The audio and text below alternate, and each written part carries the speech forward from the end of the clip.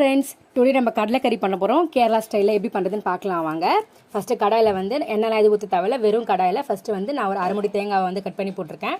அதுக்கப்புறம் சோம்பு, பட்டை, மிளகு, அதுக்கப்புறம் வந்து அந்த கிராம்பு எல்லாத்தையும் போட்டு நல்லா வறுபட்டதும் நான் வந்து கொஞ்சம் மல்லி போடுறேன். மல்லி போட்டு நல்லா வறுபடுறோம். சிம்லேயே வச்சு வறுபடுங்க. அதுக்கப்புறம் மஞ்சத்தூள், அப்புறமா வந்து வெறும் மிளகாத்தூள் போட்டு நல்லா வறுபட்டுக்கோங்க. அப்புறம் தனியாக ஒரு பவுலில் மாற்றிக்கலாம். அப்புறமா அதே கடாயில் எண்ணெய் ஊற்றி கடுகு போட்டுக்கோங்க. கடுகு நல்லா பொரிஞ்சதும் பச்சை மிளகா போட்டுக்கலாம். பச்சை மிளகா நல்லா பொரியட்டும். அப்புறமா வந்து நான் வந்து ஆனியனை வந்து ரொம்ப சாப் பண்ணியிருக்கேன். ரொம்ப ஸ்மால் சைஸில் வந்து நம்ம நல்லா வந்து கட் பண்ணி அதில் போட்டுக்கலாம். அப்போ தான் கிரேவி கன்சிஸ்டன்சி நம்மளுக்கு நல்லா கிடைக்கும். அதனால் நல்லா போட்டு அப்புறமா வந்து லைட்டாக உப்பு போட்டு நல்லா வறுபடட்டும். வறுபட்டதுக்கப்புறம் நம்ம வந்து கொஞ்சோண்டு இஞ்சி இடித்து போட்டிருக்கேன். அப்புறமா வந்து பூண்டு ரெண்டுத்தையும் வந்து நம்ம போட்டு நல்லா வதக்கிக்கலாம். வதக்கிட்ட பிறகு நம்ம வந்து தக்காளியை வந்து நம்ம வந்து ஒரு 3 தக்காளி இல்லாட்டி 2 தக்காளி அதை வந்து பேஸ்ட்டாக அரைச்சி நம்ம அதில் ஊற்றி நல்லா வதக்கிட்டு அப்புறமா கொஞ்சம் கருவேப்பிலை போட்டு